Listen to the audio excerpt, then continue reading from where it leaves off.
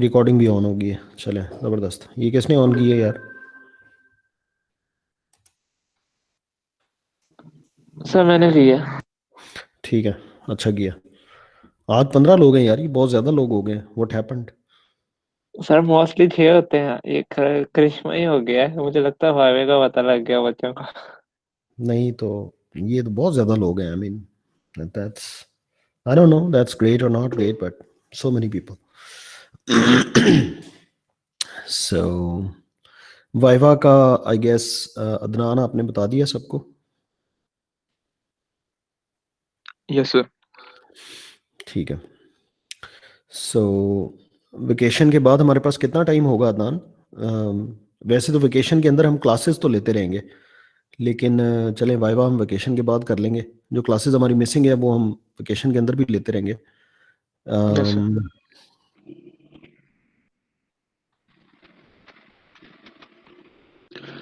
तो हमारे पास 2 हफ्ते हैं।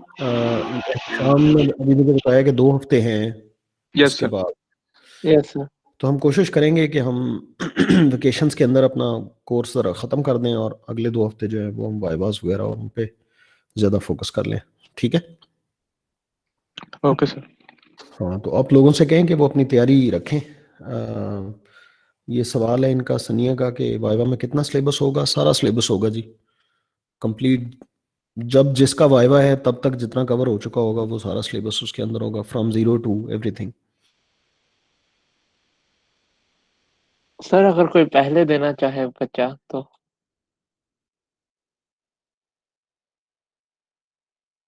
सो और कोई सवाल? जी मेरी आवाज़ आ रही है आपको? जी सर, आवाज आ रही है। Yes sir. ठीक है। सो कंप्लीट सिलेबस होगा जी, हर चीज़ होगी उसमें till the day of viva. जिसका वाइवा पहले है तब तक जितना प्रॉबली हम कोशिश करेंगे वाइवा से पहले कोर्स वैसे ही कंप्लीट कर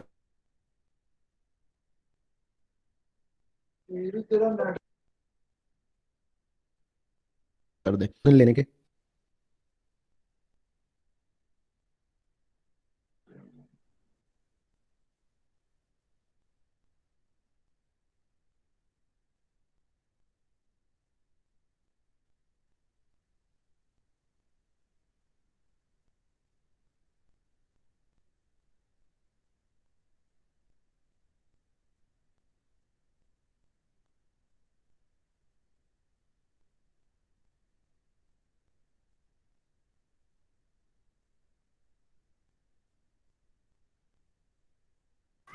सर आपकी आवाज नहीं आ रही।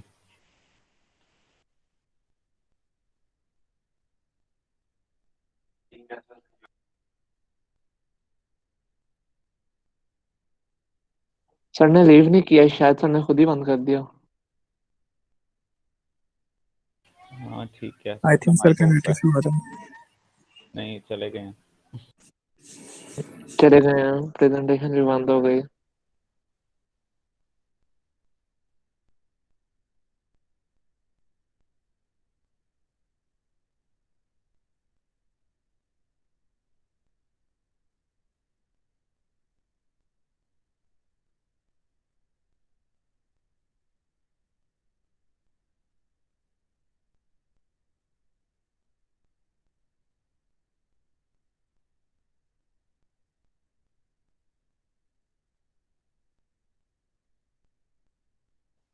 ये हमें आगे रखवाने का नुकसान नहीं हो गया? सर ने सारा सिलेबस ही शामिल कर देना।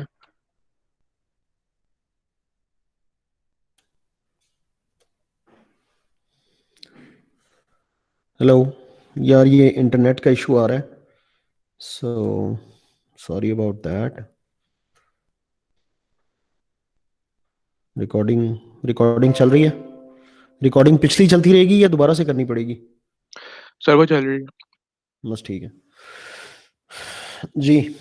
तो मैं ये अर्ज कर रहा था कि हम कोशिश करेंगे कि ये जो वेकेशंस आ रही हैं इसमें हम एक हफ्ते में 2 की बजाय 3 लेक्चर्स ले लें या 4 लेक्चर्स ले लें या डेली ले लें, सॉर्ट ऑफ कुछ इस तरह का पैटर्न बना के we will finish the course in vacations. That's our.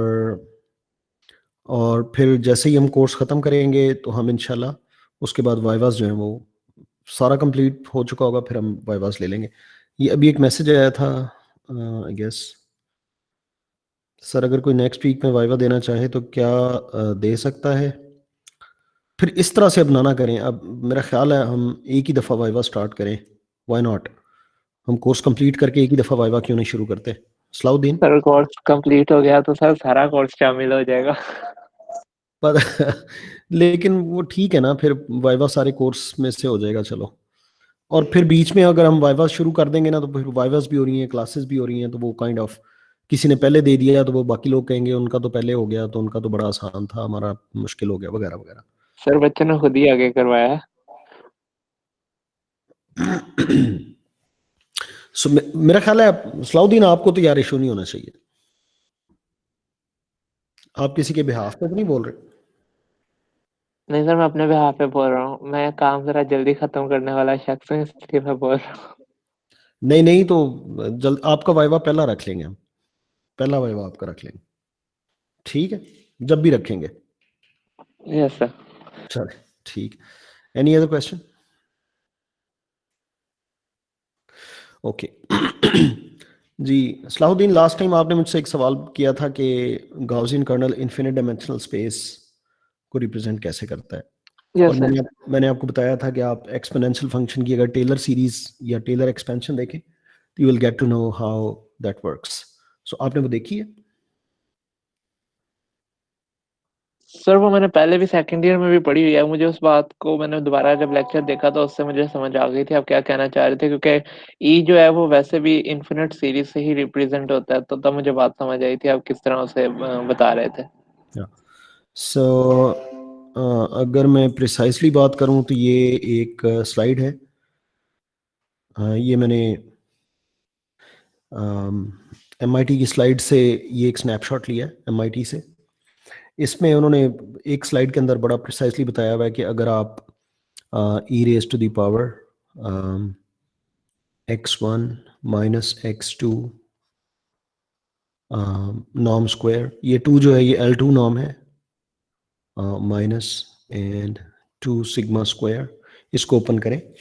अगर x1 भी वेक्टर हो, x2 भी वेक्टर हो, यानी फीचर वेक्टर्स हो, so this thing actually becomes exponential of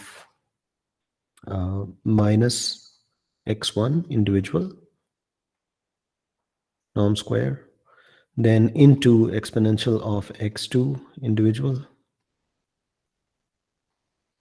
into exponential of their dot product. So x1 transpose x2, और ये नीचे स्केल फैक्टर्स आ रहे हैं ये वाले। सो अब यहाँ पे अगर हम देखें ना, तो ये जो फॉर्मूला है जिसमें 2 फीचर वेक्टर्स हैं, ये एक्चुअली ब्रेक हो गया है मल्टीपल एक्सपोनेंशियल्स में। और अगर हम हर एक्सपोनेंशियल को जाके देखें तो each exponential in fact contains infinite series. Okay, और अगर यहाँ पे आप सीरीज को देखें ना, तो अगर गौर से देखें, यानी इसकी अगर मैं टर्म्स को ओपन करूँ, e raise to the power x को, इसको अगर मैं 1 by 1 ओपन करूँ, so if n is equal to 0 that becomes 1, if n is equal to 1 that becomes x, then x 1 over 2 factorial x square plus 1 over 3 factorial x cube and so on. और अगर आप इनको basis लेना, ये जो that's a basis, ये एक access है, ये एक एक्सेस है। अगर इन तमाम को एक स्पेस के एक्सेस लें, और ये जो इनके साथ कोएफिशिएंट्स लिखे हुए हैं इनको उनके कोऑर्डिनेट्स लें, that becomes an infinite dimensional space जिनके ये कोऑर्डिनेट्स हैं, and that eventually give you this one number back. Make sense? Yes sir. So that was kind of a hand waving argument. I didn't go into the details, but that's what it looks like. Okay. So that's pretty much it about support vector machines and kernels. The take home lesson is, if you can convert your algorithm in terms of dot products, where x is a data matrix where each column is a feature vector, and somehow you can rearrange your algorithm that wherever the data point comes, it comes in a dot product fashion. Then you can deploy kernels. You can alleviate your data to higher dimensional spaces without explicitly transforming the data to higher dimensional spaces. And that might be very, very efficient.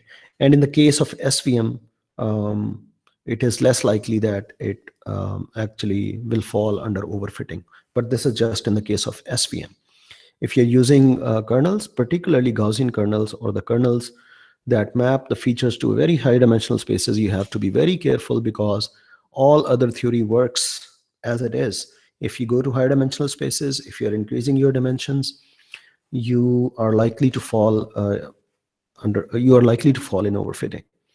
But in case of SVM, there is certain beauties that overfitting can be avoided and infinite dimensional spaces can be explored. Okay. Yes. Yes, sir. Okay. That was all about the hard margin stuff. Your homework is get all the Taylor approximation. If you remember, जब हम hard margin कर रहे थे, ये वाली constraint as it is थी, ये वाली कंस्ट्रेंट एज इट इज थी, और ये फंक्शन भी एग्जैक्टली इसी तरह था. If you remember it here, everything is just like the same in hard margin. The only constraint in constraint optimization is this constraint that changes when we go to soft margin, and it changes like earlier we were having these alphas or a's that must be positive or non-negative. Now we have the constraint that not only these are positive, but they should also be smaller than C. So that C, if you remember, is soft margin control factor. Remember that? If I just go back in slides, maybe I get to, yeah, this one. Here, this, if you remember here, this C is acting as a regularization constant. Remember that? Yes? Yes, sir. So if you go back in maybe 2 or 3 lectures earlier, I introduced soft margin, and I introduced that you're allowed to do certain mistakes, or you can pick the points that are not closest, and you can define the margin based on that. But then you have a trade-off between this and that, and the trade-off is managed by this value C. And if you remember, the C can be thought of as 1 over lambda, where lambda is regularization parameter. Remember, when lambda is large, there is a big regularization. And so when C is large, that means there is a small regularization. So because lambda large means, if lambda is large, you have a great regularization. Similarly, if C is small, you have a great regularization. So increasing C means smaller regularization. That was the formulation, and I then again switched back to hard margins, and I went through all the details of Lagrangian dual in hard margins and everything. Your homework is, and maybe that's a Viva question as well, I don't know.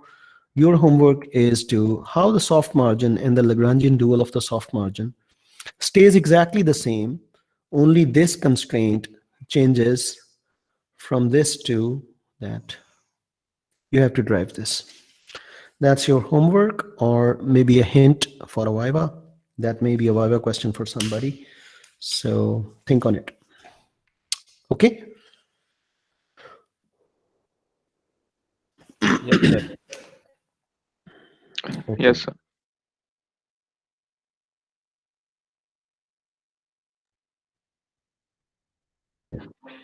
Great. So let me now move on to dimensionality reduction. I'm closing SVM. No more SVM now. I'm moving towards the next topic. If you have any questions about SVM, please ask now, or should I move to the next topic?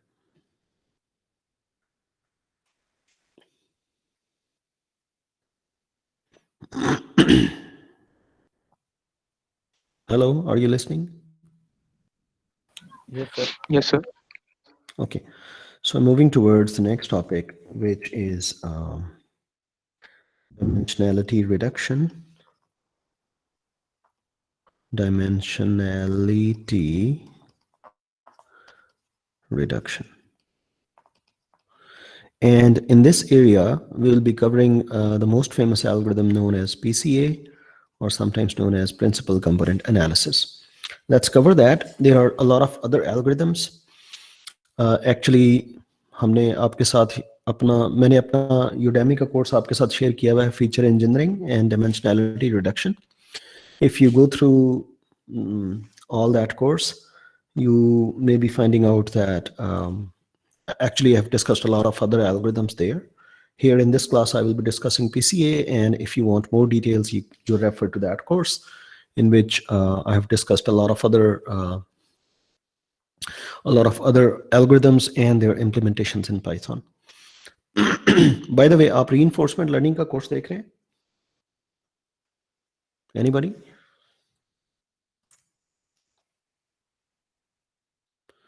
Are you taking reinforcement learning course?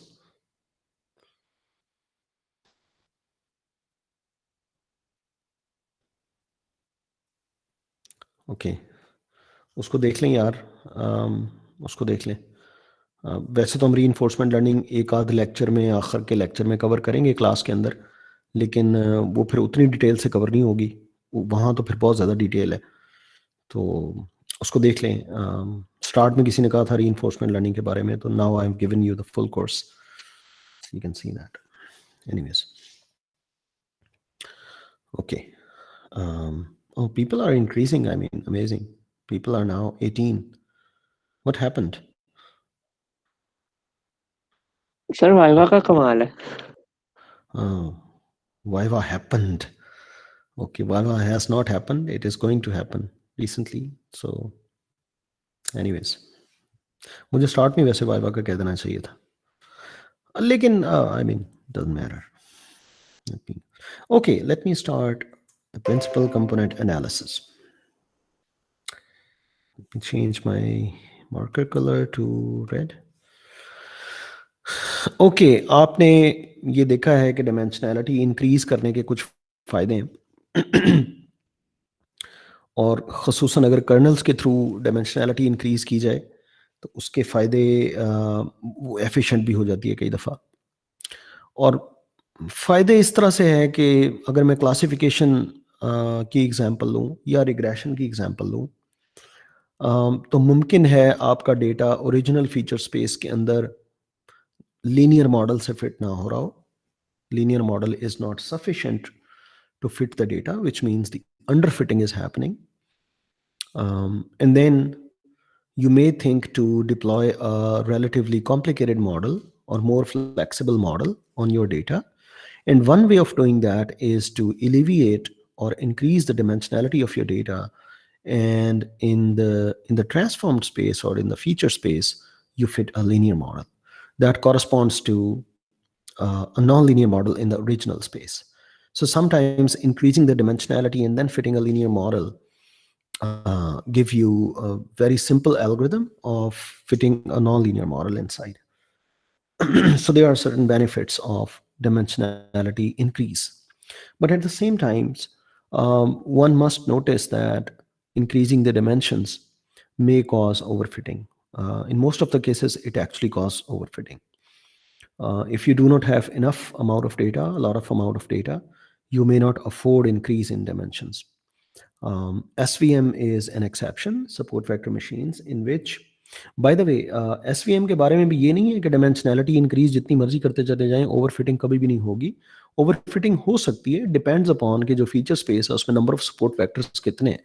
तो ऐसा possible है कि आप dimension increase करें तो number of support vectors ज़्यादा हो जाएं, which means कि आपकी पैरामीटर स्पेस बड़ी हो जाए और आप फिर भी ओवरफिटिंग कर रहे हो. पॉसिबल है, लेकिन ये पॉसिबिलिटी कम है. अदरवाइज एसवीएम के अलावा जितने भी एल्गोरिथम्स हैं, जितने मुझे पता है एटलीस्ट, उन सब में if you increase the dimensions you will fall under overfitting, or you may fall under overfitting. The increasing dimension does cause a flexible model. सही है जी. डिमेंशनैलिटी रिड्यूस करने के कई दफ़ा फायदे हो जाते हैं. कई दफ़ा ऐसा होता है कि you have a feature vector, let's say, that has x1, x2, dot dot dot, xd. You have d features, and it is possible to come up with another set of features. Let's say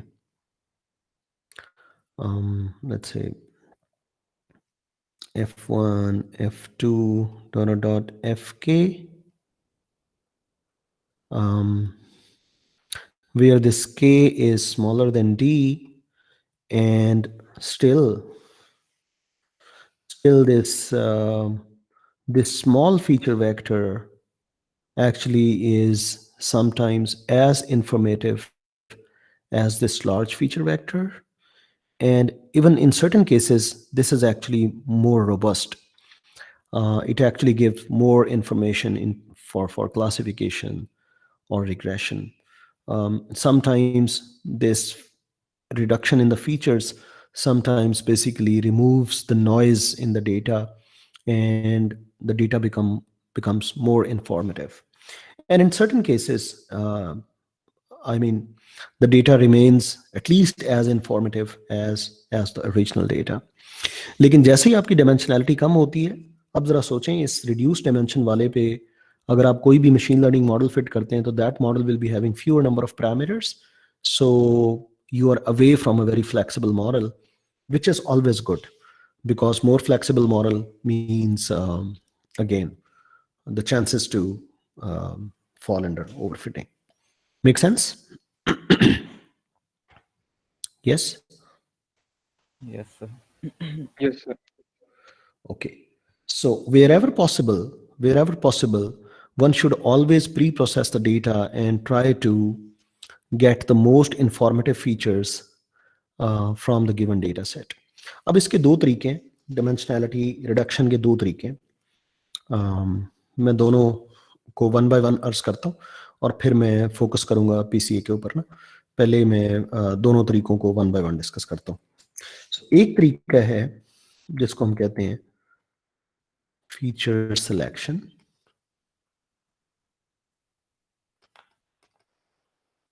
ये एक तरीका है dimensions को reduce करने का, और दूसरा तरीका है जिसको हम कहते हैं फीचर एक्सट्रैक्शन. और फीचर एक्सट्रैक्शन जो है ये इसको फीचर ट्रांसफॉर्मेशन भी कहते हैं.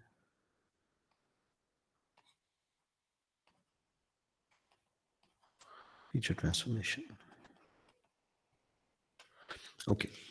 पहले हम थोड़ी सी बहस कर लेते हैं फीचर सिलेक्शन के ऊपर और फिर हम फीचर एक्सट्रैक्शन के ऊपर आते हैं. अगेन इनकी डिटेल जो है मैं दोबारा से आपको बता रहा हूँ. यूडेमी का जो कोर्स मैंने आपके साथ पब्लिक किया हुआ है, मेरा अपना ज़ाती कोर्स, उसमें बड़ी तफसील से इनकी डिटेल बड़ी तफसील से ये अवेलेबल है, और उनका पाइथन कोड वगैरह और सारा, and that course is public for you, या free in public. So I will recommend कि जो लोग फीचर्स के बारे में बहुत तफसील से देखना चाहते हैं, they should go through the course, and that's beautiful course. एक तो ये ब्यूटीफुल इसलिए कि मेरा कोर्स है, दूसरा इसलिए कि वो मेरा कोर्स है. Okay, so let's talk about feature selection first. Are you listening, anybody? Yes. Yes. Okay. Yes, sir. In feature selection, each of this fi belongs to the set of features x1, x2, dot dot dot, xd. So what happens basically is, in feature selection, you select some of the features and drop some of the features from the original features. which means at the end of the day, the selected features are exactly the same features from the data, but just a few of those. In feature extraction, however, Fi may not belong to any of these features. It may be constructed just as a brand new feature from the existing features. So in feature extraction, these features, they may be constructed by applying some transformation, some additions, some manipulation of these features, and maybe combining several features together to make one feature, which means the created feature is no longer any of the original features, maybe. In feature selection, however, you select a feature out of several features. So that's the main difference between feature selection and feature extraction. So that's why feature extraction is sometimes known as feature transformation as well, because the identity of original features is no longer preserved in feature extraction. In feature selection, the identity of original features is preserved. Okay? Yes, sir. Okay, great. So let me discuss some of the algorithms in the area of this feature selection, and then we will move towards feature extraction. पहले मैं आपको बता दूं कि feature selection बाज़ औक़ात ज़रूरी क्यों होती है. वाई नॉट कि हम नए फीचर कंस्ट्रक्ट कर लें. अगर हमारा टास्क जो है वो क्लासिफिकेशन है या रिग्रेशन है या कोई भी मशीन लर्निंग टास्क है, तो why somebody should care about feature selection or feature extraction, whatever method that gives better classification or regression, whatever our underlying problem is, we should go for that. Feature selection में बाज़ औक़ात ये होता है कि feature selection में जो feature select होते हैं ना, ये बाज़ औक़ात जो सबसिक्वेंट मॉडल है उसको इंटरप्रेट करने में मदद देते हैं कि यार कौन कौन से फीचर्स थे that are more important. For example,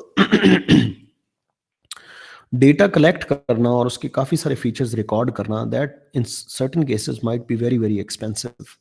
मिसाल के तौर पे आप एक सर्वे पेपर देते हैं लोगों को, उसमें 500 सवाल हैं और वो 500 सवाल उन लोगों से फिल करवाते हैं. Each question is a feature. For example, आपका इंटरेस्ट क्या है, क्या आपको क्रिकेट पसंद है, आपकी हाइट कितनी है, and so on. So all these are features, 500 features. First करें, इट टर्न्स आउट के ये जितना भी डेटा आपने कलेक्ट किया है इससे आगे जो भी प्रेडिक्शन इंजन है आपका क्लासिफिकेशन की सूरत में या रिग्रेशन की सूरत में, वो प्रेडिक्शन इंजन इनमें से सिर्फ 10 फीचर्स वो हैं जो इंपॉर्टेंट हैं. बाकी लेट से 490 फीचर्स जो हैं वो इंपॉर्टेंट नहीं है उस एक प्रेडिक्शन इंजन के लिए. अब आप जब डेटा कलेक्ट कर रहे थे या डेटा प्रिपेयर कर रहे थे तो आप 500 फीचर्स कलेक्ट कर रहे थे, और अगर आपको पता चल जाए कि यार इन 500 में से जस्ट ये जो 10 फीचर्स हैं, these are relevant features, the rest of the features are not relevant features for the task at hand, तो मे बी आपका जो डेटा कलेक्शन प्रोसेस है वो एफिशिएंट हो जाए in terms of time and in terms of expense as well.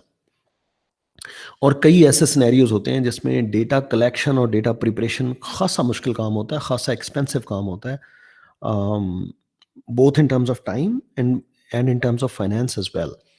So feature selection एक mechanism है जिससे आप ओरिजिनल फीचर्स में रेलेवेंट फीचर्स को अगर आप सॉर्ट आउट कर सकें किसी भी तरीके से, तो फिर आप सिर्फ उन्हीं फीचर्स का डेटा कलेक्ट करेंगे, बाकी डेटा कलेक्ट नहीं करेंगे. ये तो एक चीज़ है. दूसरा, आपको जो भी मॉडल है, जो भी प्रेडिक्शन इंजन है, उसकी interpretation in terms of features पता चल जाएगी कि यार these are the features that are driving for this. These for example, Covid के पेशेंट का अगर आप एनालिसिस कर रहे हैं और उसके मुख्तलिफ टेस्ट आपके पास अवेलेबल है, each test is a feature या each test report is the value of the feature. तो मुमकिन है जो डॉक्टर है वो कहे कि यार actually I have seen let's say 500 patients, उनकी रिपोर्ट्स या उनके data, I have seen that data. It turns out that these 3 features are most important with respect to classifying a person as a critical person or non-critical person falling under COVID. So maybe sometimes these features, they actually interpret the whole system, and that's why people want to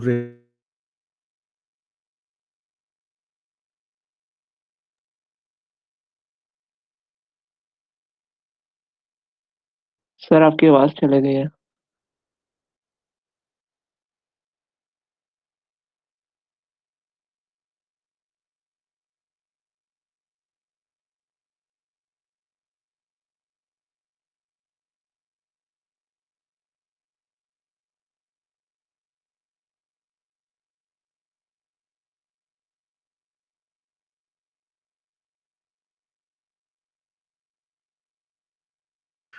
data collect कर रहे हैं आप।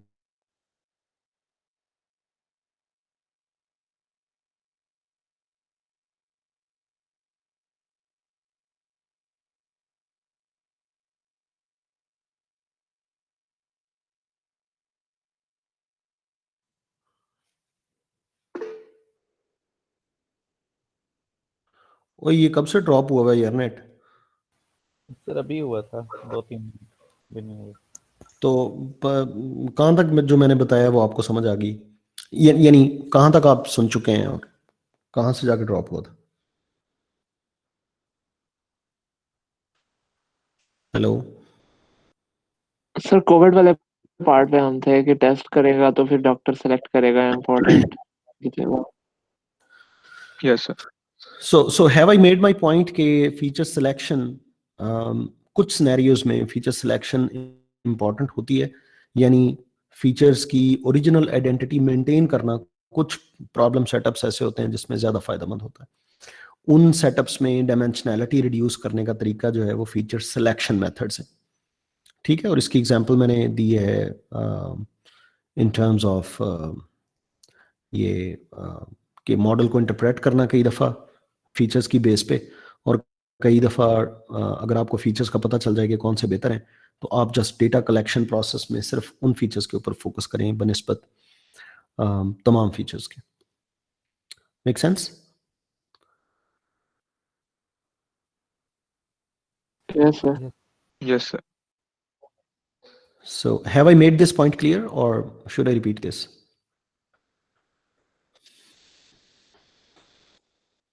Clear, sir. Okay, sir. Okay. Now, there are other cases in which this may no longer be the case. Sir Feature extraction is not. Sorry? Screen आप present नहीं कर रहे sir. ओए होए, ये कब से प्रेजेंट नहीं हो रही यार? सर रिकनेक्शन के बाद। अच्छा,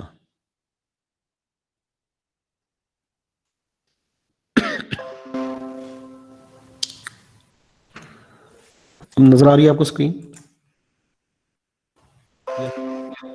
Yes, sir. Okay. Okay. Now, feature extraction is more general. I mean, you may produce one feature, F1, from, let's say,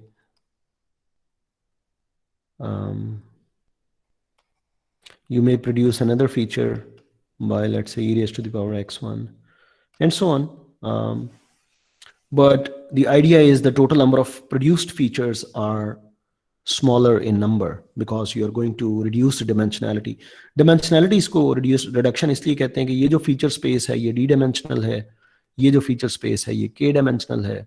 अब depending upon कि आपने feature selection किया था या feature extraction किया था, ये feature space तो रहेगी तो k-dimensional he. Make sense? And if k is smaller than d, then you actually have reduced the dimension of your feature space.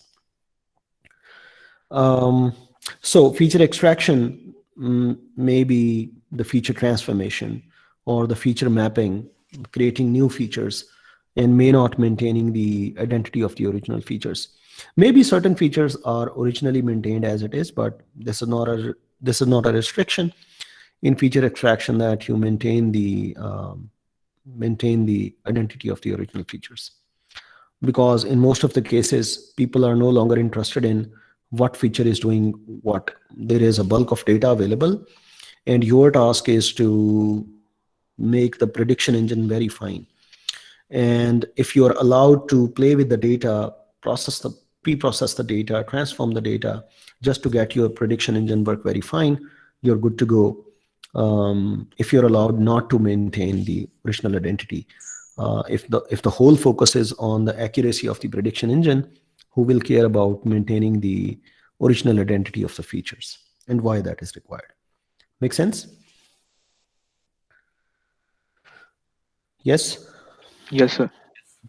Okay. So let me first focus on some feature selection methods, and then we will move towards feature extraction methods. So feature selection.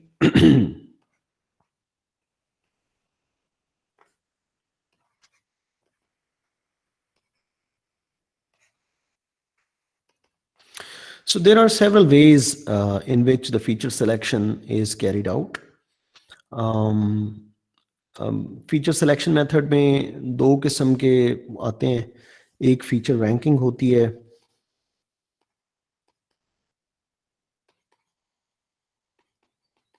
Feature ranking, और दूसरा होता है feature subset selection.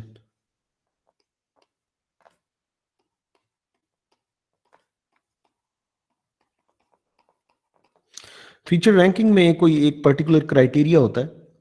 मिसाल के तौर पे कौन से फीचर्स हैं या कौन सा फीचर है जो इम्पोर्टेंट है बाय मेंटेनिंग सर्टेन क्राइटेरिया. इसमें मुख्तलिफ किस्म के क्राइटेरियाज होते हैं. For example information gain,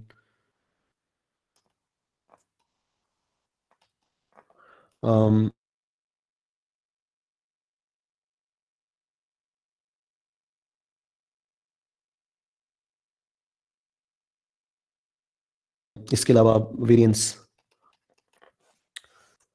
Am I connected? Sir आवाज का इशू आया था बीच में. Yes, sir. So information gain, variance. For example, ऐसा फीचर जिसकी वेरिएंस बहुत ज्यादा है अक्रॉस द डेटा, जो बहुत ज्यादा चेंज हो रहा है, that might be an important feature. आप जरा सोचें कि आपने क्लासिफाई करना है और आपके पास एक फीचर है, लेट्स से फीचर x3, और ये फीचर की वैल्यूज मैं अभी लिखने जा रहा हूँ x3 की वैल्यूज. फॉर एग्जांपल 2 2 2 2 2 2, और ये क्लास लेबल है 1 -1 1 -1 1 -1. What do you think? Is this feature important? Is this giving any information with respect to the class? No sir. No, sir. No, sir. So because the feature has low variance, एक heuristic ये भी है कि वो वाले features जिनका individual variance ज्यादा हो, they have a lot of information, so just keep those, और at least sort the feature with respect to the variance. एक और म्यूचुअल इंफॉर्मेशन होती है इंफॉर्मेशन थ्रेटिक में, या उसको इंफॉर्मेशन गेन भी कहते हैं. ये इंफॉर्मेशन गेन भी एक क्राइटेरिया होता है जिसकी बेस पे मुख्तलिफ फीचर्स की इंपॉर्टेंस को रैंक किया जाता है. और ये जो फीचर रैंकिंग एल्गोरिदम होते हैं, ये इंडिविजुअल फीचर्स को देखते हैं. फॉर एग्जांपल x1 को पकड़ा, उसका इंफॉर्मेशन गेन कंप्यूट किया, वो एक नंबर आ जाएगा एंड पे जो बता रहा होगा कि इसकी रैंकिंग कितनी है. फिर x2 को पकड़ा इंडिविजुअली, उसको देखा, x3 को पकड़ा, फिर सॉर्ट कर लिया, और अगर अब आपने लेट से k की वैल्यू रखी हुई है 10, किसी भी वजह से कि मैंने 10 फीचर्स सेलेक्ट करने, तो you pick the top 10 features. और ये जो क्राइटेरियाज होते हैं ये फर्क होते हैं. इंफॉर्मेशन गेन है, वेरिएंस है, यहाँ पे काफी सारे और क्राइटेरिया भी हैं. Make sense? Yes, sir. Yes, sir. Okay. दूसरा जो ज्यादा इसमें यूज्ड या फेमस मेथड है, that is feature subset selection. और इनको बाय द वे ये फीचर रैंकिंग मेथड जो इनको फिल्टर मेथड्स भी कहा जाता है. फिल्टर मेथड्स, ये जो सबसेट सिलेक्शन वाले हैं नॉर्मली इनको रैपर मेथड्स भी कहा जाता है. Wrapper methods. Okay. Wrapper method ये होता है कि आप एक लेट्स से आपका अल्टीमेट गोल है क्लासिफिकेशन, तो आप एक क्लासिफायर फिक्स कर लेते हैं, लेट्स से SVM या कोई भी क्लासिफायर वो आप फिक्स कर लेते हैं. अब आपके पास फीचर्स हैं x1 x2 ... xt, and you are going to select k features. Let's say 10, k is equal to 10 आपने फिक्स किया हुआ है. We are going to select 10 features. ये 10 सेलेक्ट कैसे करना है, हमने कितनी फीचर्स लेने हैं, that is in most of the cases hyper parameter You just play around and check, okay, I can afford 10 features or maybe 15 features. So let's select the best of those. So let's say case fixed 10. अब आप करेंगे ये आपका सारा data है, ये आपका point number 1 है, और इसका ऑब्वियसली एक क्लास लेबल भी होगा। फिर आपका ये पॉइंट नंबर 2 है,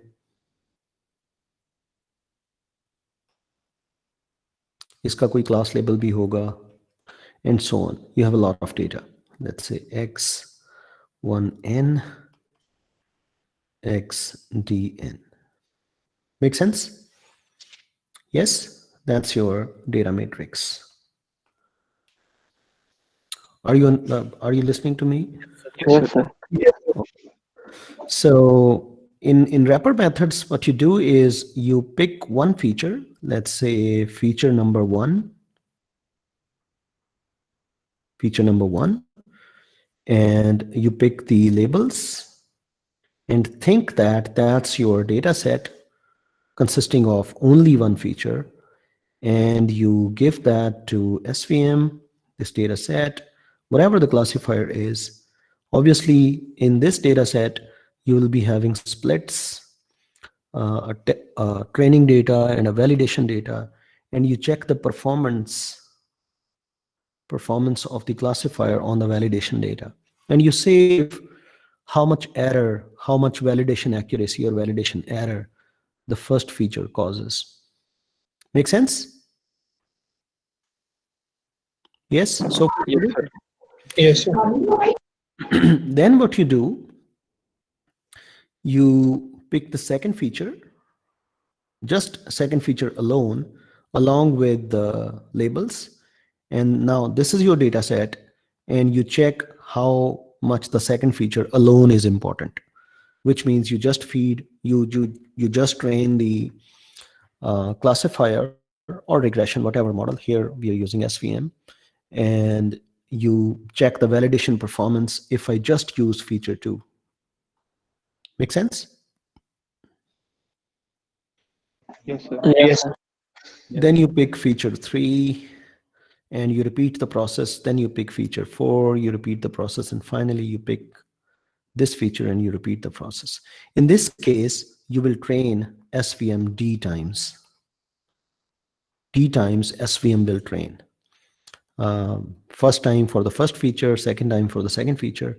And every time you will be having a validation set, and you can measure the performance. And after all the trainings, you can now rank which feature is the best if operated alone, because आपके पास validation performance तो है हर एक feature की. Make sense? Yes, sir.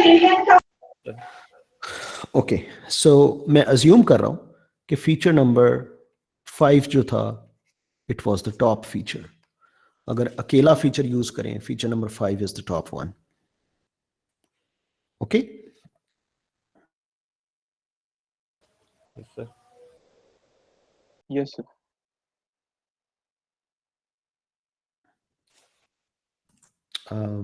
Okay, are you listening to me? Yes, sir. Yes, sir. I have a lot of internet issues today, so maybe things are happening like so. Anyways, Adnan आप मुझे kindly WhatsApp पे बता दिया करें अगर कोई problem आ रही हो ना। अदनान आप हैं? Okay, sir. अगर कोई प्रॉब्लम आ रही हो तो यानी मुझे व्हाट्सएप पे बता दिया करें ताकि I can just stop and try to fix that problem. Okay. Okay, so assume that the feature number 5 is the best out of all the other features. Make sense? Yes, sir. Yes, sir. What you now do in the next pass, this is the pass 1, this is pass 1, or iteration 1.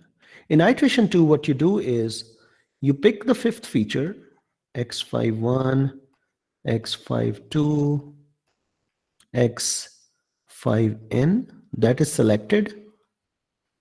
And now with that feature, you select, for example, the first feature.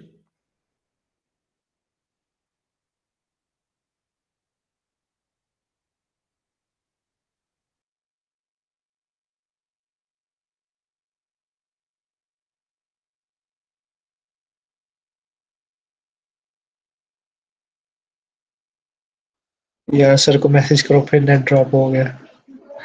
Yes कर दिया। Saifi sir को DTO offer का बता। रहने दे।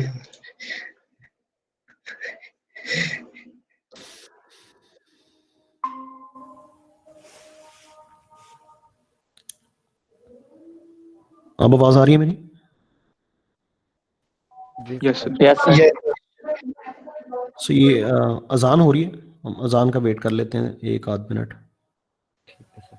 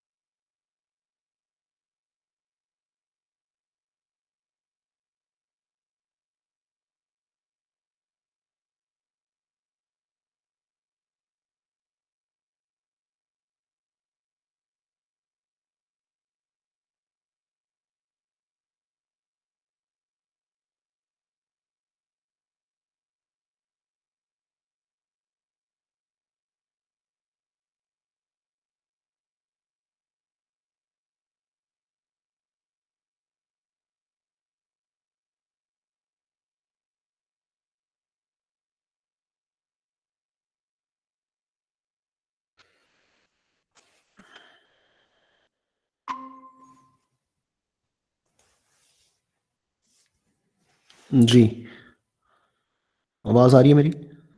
Yes sir. Yes sir. मेरी screen भी मेरे computer की स्क्रीन भी नजर आ रही है आपको? Yes sir. Yes sir.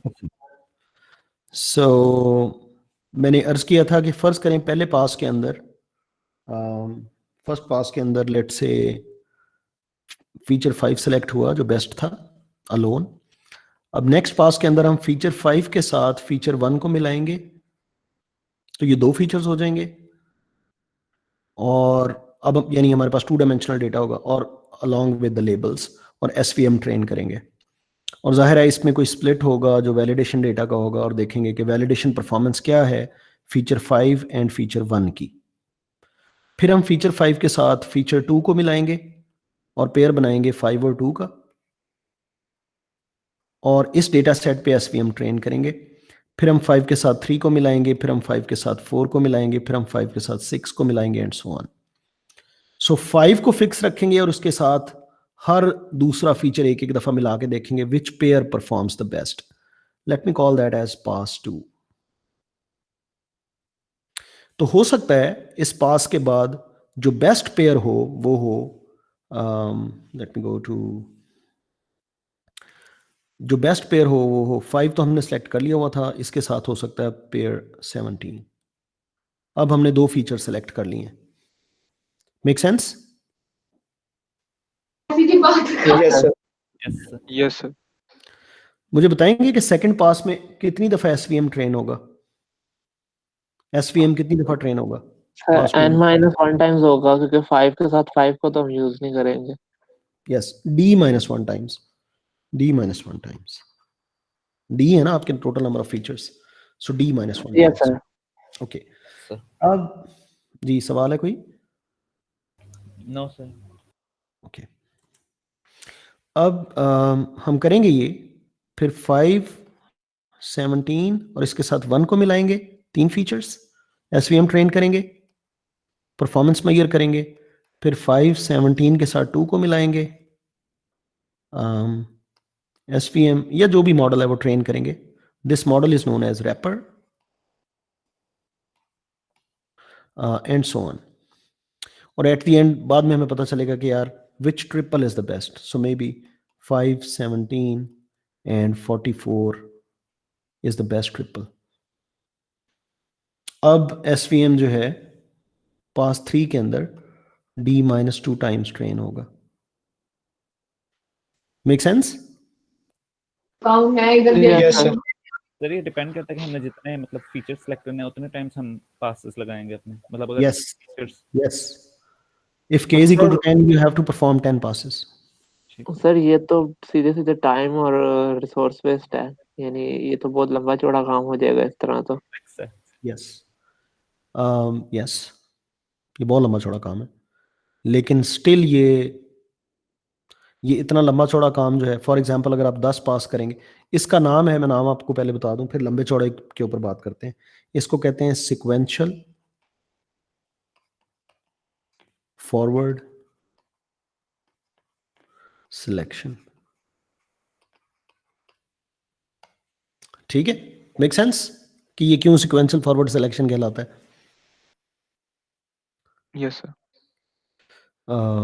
एक एक दफा आप सिलेक्ट करते जाते हैं। अच्छा, इसके मसाइल काफ़ी सारे हैं। इसके मसाइल, एक तो ये मसाइल हैं कि ये एक्सपेंसिव बहुत है टाइम के एतबार से। एक इसका और मसला है कि ये जो मॉडल आपने यूज़ किया है उसी मॉडल के लिहाज से इसने फीचर सेलेक्ट करने हैं। मिसाल के तौर पे अगर आपने 10 फीचर सेलेक्ट कर रही हैं यूजिंग SVM रैपर, तो अब आप ये अज्यूम ना करें कि ये वाले 10 फीचर जो हैं वो लॉजिस्टिक रिग्रेशन मॉडल में बड़े अच्छे चलेंगे। दे विल वर्क, हो सकता है चल जाएं, but they are very much coupled with SVM। मेरी बात समझ में आ रही? Yes sir. सर इसमें भी तो हो सकता है कि मतलब जो नया डाटा है वो शायद हो सकता है कि इन फीचर्स पे ना डिपेंड कर रहा हो, तो उसमें भी तो हमें फिर ये उसकी तरफ नहीं जाएगा। क्या होता है? नहीं, आपके पास ट्रेनिंग डेटा तो अवेलेबल है ना, आपने कोई ना कोई मॉडल तो चलाना ही था, ट्रेनिंग डेटा अवेलेबल है। नाउ यू जस्ट वांट कि मैं अपना फाइनल मॉडल ट्रेन करने से पहले I just prune the data और just throw the irrelevant features out, ताकि मेरा जो एक फाइनल ट्रेनिंग सेशन है, एक जो मैंने डिप्लॉय करना है, वो फास्ट हो, एफिशिएंट हो। तो आपका ये एक प्री प्रोसेसिंग किस्म का काम है जो थोड़ा लंबा है। लेकिन अगर यहाँ पे आपने SVM यूज़ किया है फीचर सिलेक्शन करने के लिए, एज रैपर SVM यूज़ किया है, फीचर आपने 10 सेलेक्ट कर लिए हैं, बड़े बेहतरीन, लेट से आगे आपको जाके ख्याल आता है कि नहीं यार, let me apply neural networks on these 10 features. तो अब न्यूरल नेटवर्क्स के लिहाज से या तो ये 10 फीचर सेलेक्ट किए होते, हो सकता है न्यूरल नेटवर्क्स अगर आपने रैपर यूज़ किया होता तो उसने कोई फर्क 10 फीचर सेलेक्ट किए होते। सो ये कपल्ड है, जो रैपर आपने यूज किया हुआ ना उसके साथ कपल्ड हैं जो फीचर्स आपने यूज करने। 10 फीचर सेलेक्ट करना यूजिंग SVM रैपर, अब ये 10 फीचर्स इन जनरल दुरुस्त नहीं है कि हर एक क्लासिफायर, हर एक रिग्रेशन के लिए ये 10 फीचर्स आर द बेस्ट। तो ये तो एक पहला प्रॉब्लम है इसके ऊपर। दूसरा प्रॉब्लम इससे भी ज्यादा संगीन है। अगर ये प्रॉब्लम समझ में आता है तो मैं दूसरे पे जाता हूँ। Yes sir. ओके, जो दूसरा प्रॉब्लम है वो इससे भी ज्यादा संगीन है, और वो ये है कि इस सारी एक्सरसाइज के बाद जो एक सबसेट आपने सेलेक्ट किया है, it may not be optimal, या मैं लिख रहा हूं बेस्ट।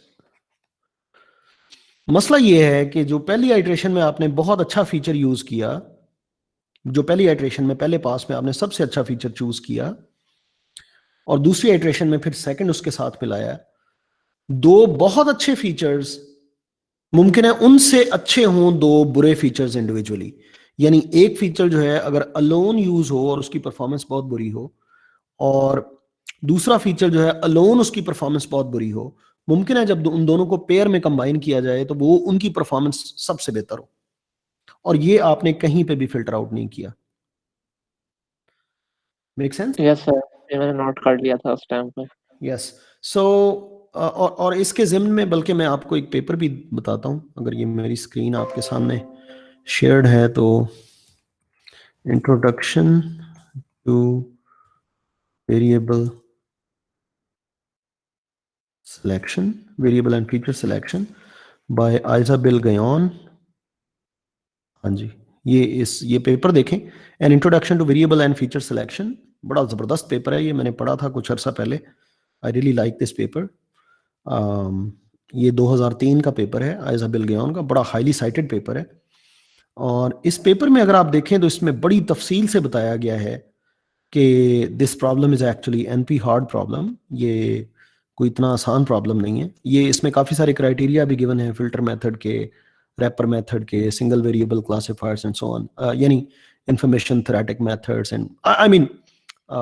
लेकिन जो जो ज़्यादा मज़े की चीज़ें इसमें बताई गई हैं वो ये हैं कि this problem is really hard, और ये सिक्वेंशियल फॉरवर्ड सिलेक्शन या इस तरह के तरीके जो हैं, these are just approximations, they may not give you the best.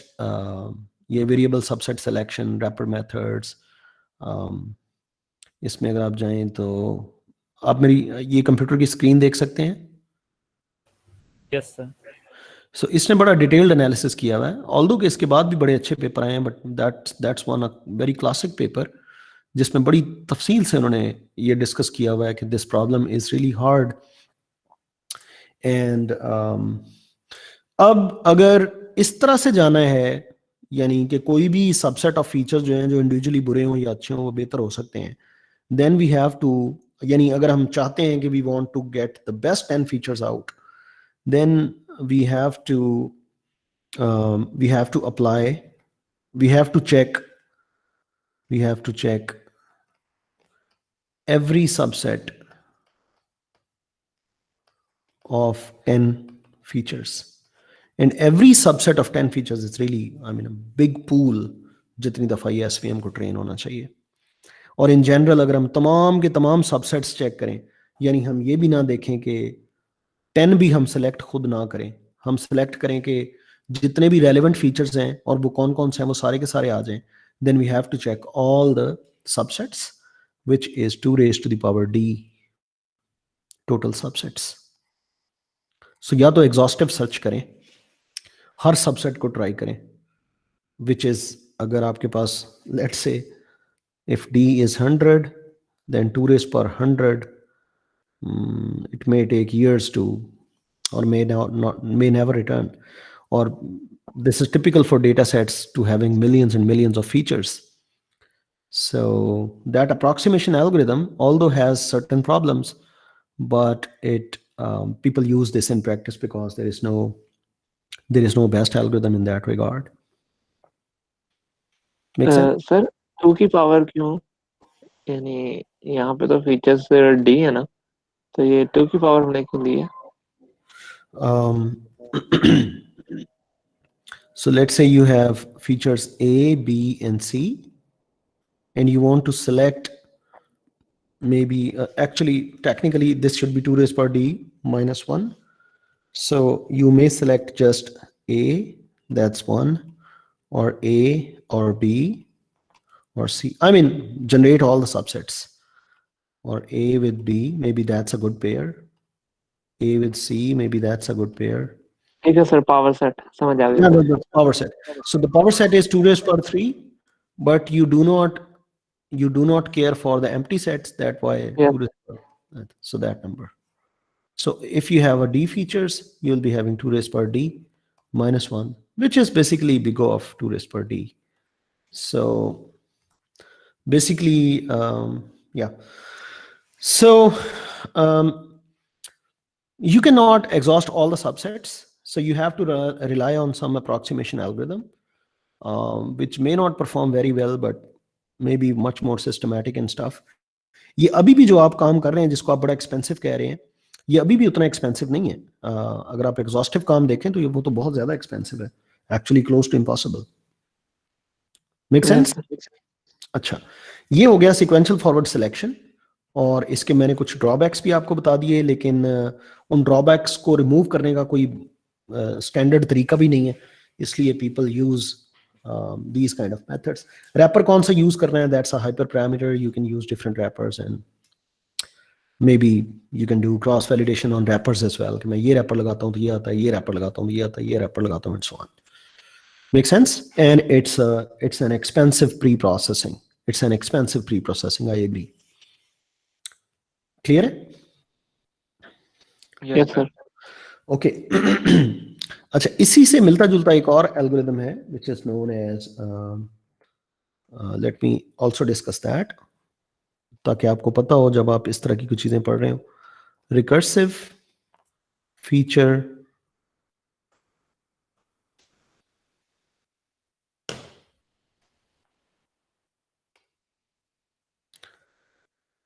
recursive feature elimination.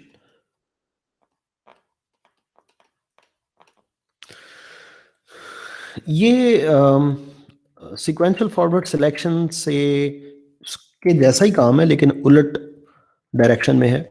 इसमें आप करते ही हैं कि आप लेट्स से आपका रैपर है SVM, आप सारे फीचर्स उसको देते हैं, लेट्स से इन सारे के सारे सॉरी डी दैट्स डी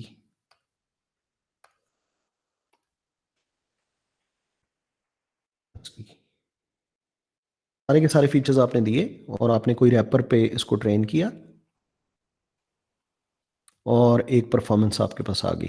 ठीक है, अब आप क्या करें कि फीचर 1 ड्रॉप कर दें, लेट्स से 2 3 डी और SVM को दें और इसकी परफॉर्मेंस नोट कर लें।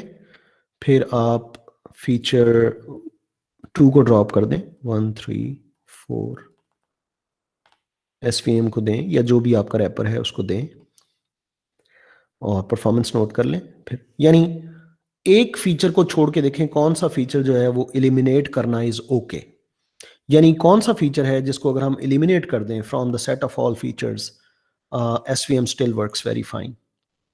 Make sense? सो पहले पास के अंदर, पास 1 के अंदर आप एक फीचर देखेंगे कि कौन सा feature without that feature it performs very well. Make sense? This is yes sir. Second पास में जो फीचर आपने एलिमिनेट कर लिया हुआ था वहां से आप आगे चलेंगे। मिसाल के तौर पे फीचर 2 एलिमिनेट हो गया था, फीचर 2 अगर आप एलिमिनेट करें तो परफॉर्मेंस सबसे अच्छी है। तो अब आपके पास सेट है 1 3 4 टिल डी। अब इस सेट में से कौन सा फीचर एलिमिनेट करें it still performs well. So recursively आप चलते जाएंगे डाउन जब तक आप 10 फीचर्स सेलेक्ट नहीं कर लेते। सो पिछले एल्गोरिदम में आप एक एक फीचर ऐड कर रहे थे सिक्वेंशली, यहां पे आप रिकर्सिवली एक एक फीचर एलिमिनेट कर रहे हैं। Make sense? Yes sir. Sir वैसे ये तो रिलेटिवली बेहतर हुआ ना, क्योंकि इसके केस में फिर भी उसके मुकाबले कम होंगे, क्योंकि इसमें ये के चांस नहीं है कि कोई ऐसा कॉम्बिनेशन जो मिस हो जाए। नहीं, कॉम्बिनेशन तो मिस होंगे ना। मिसाल के तौर पे पहले केस में आपने 1 को एलिमिनेट कर दिया, ठीक है, यस सर। 1 को आपने एलिमिनेट कर दिया। दूसरे केस में आपने लेट से सेकंड पास में आपने 10 को एलिमिनेट कर दिया। सही है। अब ये 1 और 10 हो सकता है, ये 1 और 10 ये दोनों अगर पेयर में यूज किए जाते SVM में alone, they perform the best. You never check this. तो सर जब हम पहली दफा सारे फीचर्स के साथ रन करेंगे तो वह फर्स्ट और 10 इकट्ठे भी रन हो नहीं जाएंगे? नहीं, लेकिन वो फर्स्ट 1 और 10 इकट्ठे 1 और 10 रन होंगे with respect to the rest of the features as well. You never check their performance as their combination. ठीक है सर। ठीक है, तो इस पे भी वही एतराज लागू होता है जो फॉरवर्ड सिलेक्शन पे था। जो सबसे अच्छा तरीका है, जो कि क्लोज टू इम्पॉसिबल है, फिजिबल नहीं है, वो तो है कि सारे सबसेट ट्राई करें। Make sense? Yes sir. Okay, so एक और इस ज़िमन में है जिसको एम्बेडेड मेथड कहते हैं, मैं उसको भी डिस्कस कर लेता हूं, उसके बाद हम इस लेक्चर को वाइंड अप करते हैं। मैंने आज PCA पढ़ाना था लेकिन समहाउ टाइम जो है वो इस पे ज़्यादा लग गया, but we will cover PCA in the next lecture इंशाल्लाह, नो प्रॉब्लम।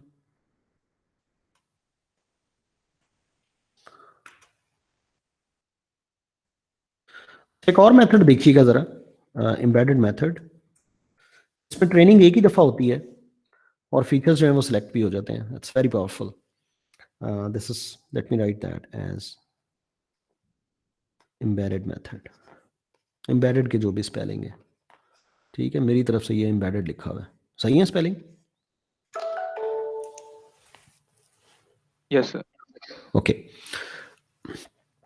मैं मिसाल लेता हूँ। फॉर एग्जांपल आपकी लीनियर रिग्रेशन मॉडल है, आपका मॉडल है let's say W1 x1 plus W2 x2 plus so on, WD XD plus W0। ये आपका मॉडल है, ये आपकी प्रिडिक्शन करता है y के लिहाज से। लेकिन जब आप ट्रेनिंग कर रहे थे तो आपने इस पूरी चीज को सब्ट्रैक्ट किया, लेट्स से ये लेट्स से ith पॉइंट है,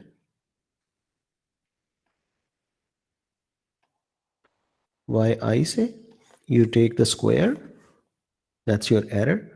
और उसके बाद आपने एक और लैम्डा ऐड किया, summation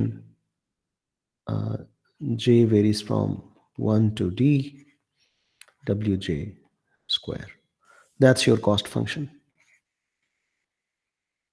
Remember that? Yes. Yes, अच्छा, sir. Yes, sir.